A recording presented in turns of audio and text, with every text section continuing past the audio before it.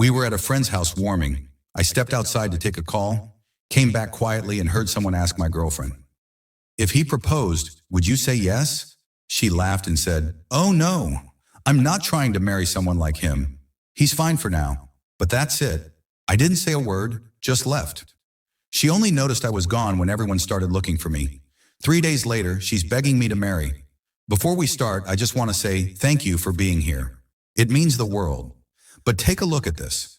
Only 8% of people watching are subscribed. If you enjoy these stories and want to support more of them, just one click makes a huge difference. When you've spent most of your life feeling like you're not enough, hearing confirmation of it hits differently, especially from someone you thought finally saw you as worthy.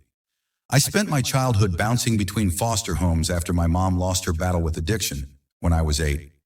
My dad was never in the picture. By 17, I'd lived in 11 different places, never staying long enough to feel like I belonged anywhere. I learned early that nothing was permanent. Not homes, not families, not love. Against the odds, I managed to get through high school and into community college on scholarships, worked 2 jobs while studying, got my degree in social work. Now at 32, I run a nonprofit program helping foster kids transition to independent living. The work is fulfilling, but not lucrative. I drive a 10-year-old car, live in a modest apartment, and shop at thrift stores. Not because I'm broke, but because years of instability taught me to be careful with money. I met Sabrina 2 years ago through mutual friends. She works as a pharmaceutical sales rep for a major drug company, all designer clothes and business trips across the country. On paper, we made no sense together, but somehow we clicked. She seemed fascinated by my background, called my work noble and inspiring. I fell hard. For the first time, I felt like someone was proud to be with me, not despite my past, but because of how I'd overcome it. Our friends were surprised when we kept dating past a few months. Sabrina had always gone for a different type, usually finance guys with expensive watches and vacation homes. I heard the whispers, "It's just a phase. She'll get bored. He's her charity case."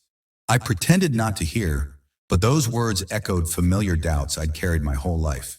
Still, the relationship felt real. Sabrina integrated me into her social circle, introduced me to her parents, kept a toothbrush at my place. We talked about future plans, sometimes even mentioning kids. After 2 years together, I thought maybe, just maybe, I'd found my place, my person, my home. Last Saturday was my friend Troy's housewarming party. Troy and I met in the foster system when we were teenagers. Unlike me, he went the business route, started a successful contracting company, and just bought his first house. I was genuinely happy for him. He'd overcome the same odds I had. The party was going well. Mixed crowd of Troy's friends, some from his business world, some from our shared foster care past. Sabrina was charming everyone as usual, making easy conversation with strangers. Around 9 p.m., I stepped outside to take a call from one of my program kids who was having a crisis. These calls take priority no matter what. "Hang tight, Marcus. I'll be there in 20 minutes, I said, ending the call. One of my 18-year-olds had locked himself out of his apartment and was panicking. I needed to swing by with the spare key we keep at the office for emergencies. I came back inside through the side door, cutting through the kitchen to find Sabrina, and let her know I needed to step out briefly. That's when I heard voices in the dining room, just around the corner. "If he proposed, would you say yes?" It was Sarah, Troy's girlfriend, asking. There was a pause, then Sabrina's laugh. That light musical sound I usually loved. "Your number," she said, voice slightly lowered but still clear. "I'm not trying to marry someone like him. He's fine for now, but that's it." Another voice, Kim, I think, asked, "But you've been together for 2 years. Don't you think he's expecting it to go somewhere?" Look, Jack is sweet, and the whole overcoming adversity thing is admirable. But realistically, he's always going to be struggling with his nonprofit salary. His idea of a vacation is camping. He still gets those calls from his kids at all hours. It's fine to date someone like that for a while. It gives you perspective, you know, but marry him, live that life forever? No way. I stood frozen, the weight of her words pressing against my chest, the small velvet box in my pocket, the ring I'd saved for 6 months to buy that I'd been carrying for 2 weeks waiting for the perfect moment, suddenly felt like it was burning through my jeans. I didn't confront her, didn't make a scene, just turned around, walked back through the kitchen and out the side door, got in my car, drove to help Marcus with his apartment situation, then went home. My phone started buzzing around 10:30. Sabrina, Troy, Sarah, one after another wondering where I'd gone. I turned it off. Sunday morning, I had 17 missed calls from Sabrina, along with dozens of texts ranging from annoyed. Why did you just leave to worried? Are you okay? Please answer me to angry. This is really immature. I finally texted back. I heard what you said at Troy's. I need some space. The floodgates opened. Sabrina called immediately. I didn't answer. She showed up at my apartment. I didn't open the door. She waited in the parking lot for 2 hours before leaving. Monday was more of the same. Calls, texts, emails. She sent messages through friends. I kept responses minimal. Yes, I was safe. No, I didn't want to talk yet. I went to work, focused on my kids, came home, and sat with the pain. Then Tuesday evening, everything changed. Sabrina called from an unfamiliar number, and I answered without thinking. Jack, please don't hang up. She rushed out. I just left the doctor. I'm pregnant. The world tilted sideways. I sat down hard on my couch. I took 3 tests yesterday. They were all positive. The doctor confirmed it today. I'm about 6 weeks along. Her voice cracked. I know what you heard at the party. I can explain that. But right now, I'm scared, Jack. I need you. I agreed to meet her at a coffee shop, neutral territory. When I arrived, she looked different than I'd ever seen her. No makeup, hair pulled back messily, eyes red and swollen. Before you say anything, she started. I know what I said was horrible. I've been lying to our friends, to you, but mostly to myself. When Sarah asked that question, I panicked. All those people watching me. I defaulted to the person I used to be, the person with those stupid surface standards. I just looked at her, not helping. The truth is, I've been terrified of how much I love you.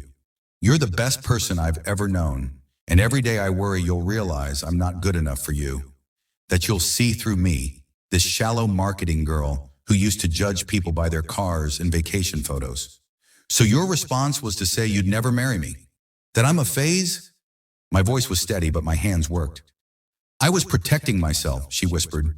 If I admitted to myself how much I want a future with you, and then lost you. She trailed off, wiping tears. It's the stupidest thing I've ever done. And now her hand moved to her stomach. And now you're pregnant? So suddenly I'm marriage material? I couldn't keep the bitterness from my voice. Yes, I'm pregnant, but that's not. She reached for her purse, pulled out a small worn notebook. Here, this is my journal from the past year. Read the entry from April 16th. Reluctantly, I took it, opened to the bookmark page. Jack mentioned kids again today so casually, like it's a given we'll have them together someday. I couldn't stop smiling after he left. I've never wanted children before, always saw them as an inconvenience to my career. But with him, I catch myself daydreaming about a little boy with his kind eyes or a girl with his quiet strength. Is this what it feels like when you found your person? When you finally understand what home means? The entry was from 2 months ago. I have dozens more like that, she said quietly. I've been in love with you, planning a future with you for longer than I've been able to admit out loud. The pregnancy just forced me to stop hiding from it. I closed the journal, pushed it back across the table. I need time to think. That night I called Troy, asked him about the party, what happened after I left. Man, it was bizarre, he said. Like half an hour after you disappeared, Sabrina was showing everyone your childhood photos on her phone. The ones from that album you keep hidden in your closet. She was going on about how proud she is of you, how she wants your kids to have your resilience. Sarah made some comment about you guys getting engaged, and Sabrina got this weird look, then said she was worried you thought she wasn't serious about you. She had my foster care photos from my album. I asked, confused. Those pictures were precious to me, the few fragments I had of my past. I kept them in a fireproof box. Yeah. She said she's been scanning them to restore them as a surprise.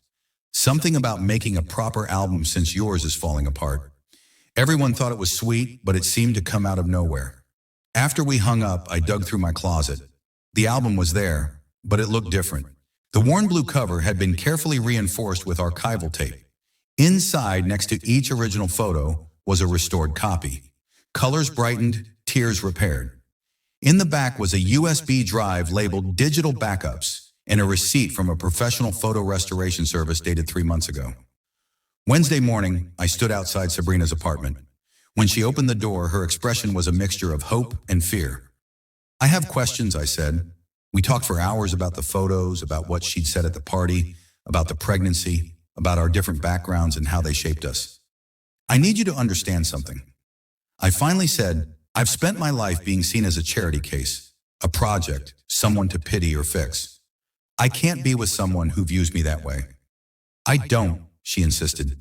"That's what I've been trying to tell you. I admire you more than anyone I've ever known. Those stupid things I said, they were my insecurities talking, not my heart, but they came from somewhere real." I countered, "Our lives are different. My work will never make me rich. Those kids will always be my priority. The calls will always come first." "I know," she said simply. "That's who you are. That's who I want to raise a child with. Someone who understands that people matter more than things."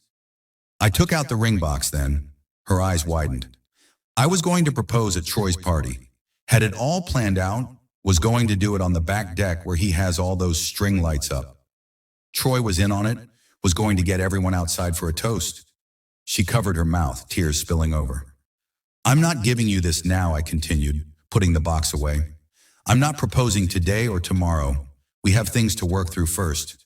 Real things." "I understand," she whispered. "But I do want this child," I said, my voice softening. "And I want to try to build something real with you. Something based on who we actually are, not who we think we should be." That was a week ago. We're taking things slowly. Sabrina has moved into my apartment temporarily while we figure things out. She's had morning sickness every day, and I hold her hair back without complaint. We're seeing a counselor together. I'm still hurt, still cautious, but watching her plan doctor's appointments and research parenting books with the same intensity she brings to her marketing campaigns has shown me a different side of her. Last night, I found her scanning more of my childhood photos, carefully handling each one like it was precious. "Why did you start doing this?" I asked. "The photo restoration." She didn't look up from her work. "Because you keep every memory, every fragment of your past, even the painful ones. You taught me that our histories matter, even the ugly parts, especially those." She carefully placed another restored photo in the album. "I wanted to help preserve yours. That's all. I don't know if we'll make it. I don't know if the hurt will fade or if I'll ever fully trust her words again. But yesterday, when one of my kids called at 2 a.m., needing a ride from a bad situation, she was up and dressed before I even hung up the phone. "I'll drive," she said, grabbing her keys. "You look tired." Maybe that's a starting point. Not a fairy tale, not a perfect resolution, but a step towards something real, something built on who we actually are, not who we're expected to be. And maybe sometimes that's enough.